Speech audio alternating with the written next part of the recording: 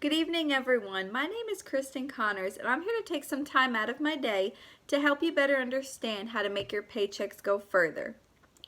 Isn't it frustrating to spend an X amount of hours at your workplace waiting on pins and needles for payday just to feel like your paycheck diminishes right before the day turns to dusk? If this is something you're struggling with, don't feel alone. Actually, according to WKU Public Radio, every 1 in 3 adults are having trouble paying their expenses. That's 34% of the population dealing with the same common struggling question that we've all experienced a time or two before, and that's simply, do I have enough money to do the things I want to do after doing the things I have to do with my paycheck? Something that should seem so simple in reality needs to be thoroughly thought out and executed with caution to not be able to sweat that last minute invite to ice cream with your friends or to catch that movie with your new flame and so on. If we can't splurge on ourselves, then are we even really living? And isn't that the point to life, is to live a life worth remembering? When discussing the American dollar and bills and things of that nature, the key ingredient to the recipe of financial relief is budgeting. The definition of budgeting in itself is to allow or provide a particular amount of money in a budget. Allow me to elaborate. When you receive your hard-earned paycheck, you need to take into much consideration first your priorities. That is your rent, your food costs, your utilities, and car expenses. Those are the things in your life that are going to keep you stable. And if you have been blessed enough to, at this point in your life, live without an opportunity to be unstable, then take it from me, keep the momentum going by considering my tips for your financial future.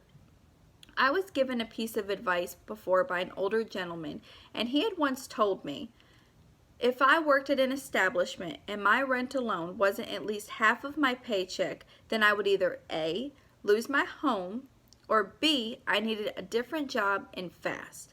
I've always made sure my shelter expenses were covered by at least one of the paychecks I've made throughout the month.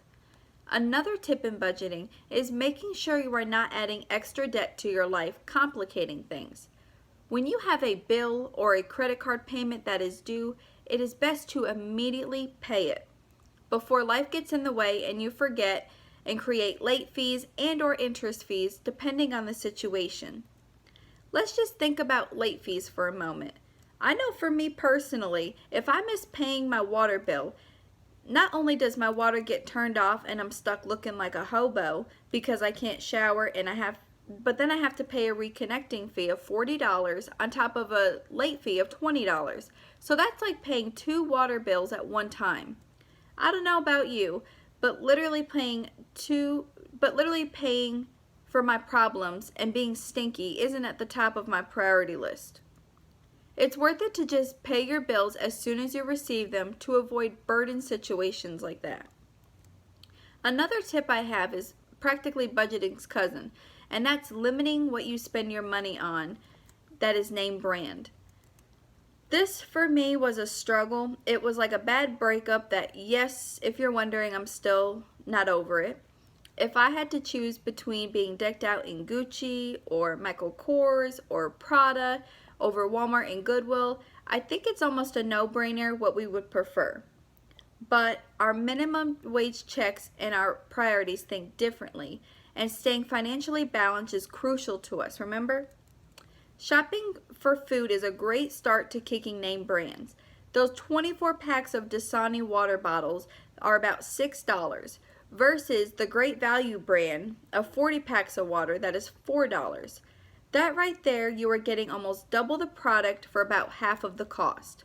You can do this with milk, chips, soups, you name it. If you're anything like me, I personally think things taste even better when I know I'm paying cheaper for them. Another thing that can help you with limiting your money is shopping clearance. Talk to any die-hard shopping fan, and I'm willing to bet that almost every single one of them will agree with me on this. Remember those nice name brands we talked about? How does a Michael Kors purse that originally cost $300 sound for $60? Or even better, how does a look-alike Michael Kors purse sound for just $20 at the booth at the local festival in town? If people judge you for getting knockoff brands, then perhaps they can be referred to this video as well. At least you are showered, your bills are paid on time, with your new fancy purse, while they may be unshowered, paying the price of 2 bills in one and creating debt for themselves, wondering how they're going to make their rent, all for the name brand purse that no one at the end of the day really cares about. Another key rule in paychecks going further is always remember a majority of the time it is important you buy just enough for what you need. Yes, you can buy more chips since you are paying less for them, but that doesn't mean you should buy 6 bags of chips for yourself or $500 worth of purses that were $20. It defeats the whole purpose of budgeting to begin with. And don't hesitate to revisit an item you wanted after checking out a few other stores and comparing their competitive prices, because I promise you there's nothing like that yes feeling at a register when you're purchasing the same set of shoes that you wanted for half the price someplace else. So far we discussed budgeting and limiting your expenses. The final important tip I have for you is making sure you have the right amount of income to meet all your needs, and it'll also create more of a cushion for things that you want later on. I know at one point in time I was working 3 jobs just to sustain my lifestyle, and everyone else was looking at me like I was crazy, but my priorities were in order. Especially this day and age, the prices of things at the store and the rent and car insurance and luxuries, they're expensive. We need to be able to adapt to the cost of living, and to be able to do that, we need the income for it. There is no shame in settling for a pay rate that you are for not settling in a pay rate that you're offered. Talk to your company that you are working for about raises or what qualifications you have to meet to obtain one. Working multiple jobs, if your availability allows it,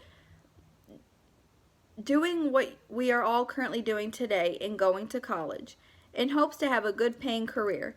Some people try to cheat their way through this and waste their extra dollars on things like lottery. And yes, you may be getting bulk cash and getting like $500 when you spend a ticket, but no one realizes what you may be paying into the lottery before you receive that. You need to be aware of your finances and keep track of what you are spending your money on. I'm a big advocate on writing down a piece of paper everything you spend when you spend it. Even if it's a $2 candy bar at the gas station before you go into work that you're probably not going to eat anyway. If you are making a visual and keeping track of that, you'll understand that oh, it's just $2 turns into $14 a week, that you could have gotten closer to those nice pairs of shoes you found at the discounted price at another store that you were trying to shop at. In conclusion, I hope this speech provided you with a new way of taking care of your finances and being able to live the life you deserve. These simple tips require a lot of awareness and even energy, but the rewards are so beneficial not just to you, but your bank account as well. Just remember, budget your finances, go the cheaper route at the store, and take time with the things you are purchasing. And please, don't forget to pay your water bill. Thank you all very much for being with me today.